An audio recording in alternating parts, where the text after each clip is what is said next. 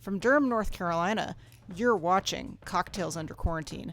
I'm Suzanne, and this week I thought I'd talk about one of my favorite garnishes for taking up your game on your drinks, and it's a flaming lime boat. And if you can see here, you can see that I'm making it even prettier by putting some ground cinnamon directly into the flames. You can see when you do that, you get these really cool sparks that come and fly up. So how do you make a flaming lime boat? It's super easy. All you do is you take a lime and juice it, and then take the empty lime shells and put a sugar cube or two in them, and then you douse it with a flammable liquid.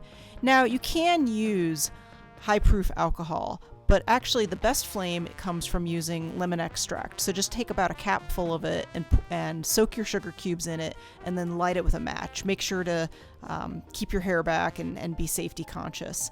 So there you have it. It's a flaming lime boat. It's super easy. It'll impress your guests.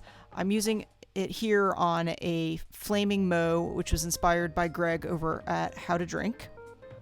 And really, that's all there is to it. So kick up your game and make your drinks pretty.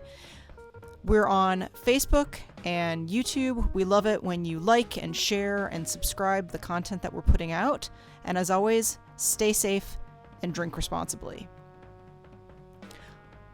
One last thing I'll say, safety is always important, so before you drink your delicious drink that's had this really special garnish on it, make sure to blow out the flame before you stick a straw in it and enjoy your delicious beverage.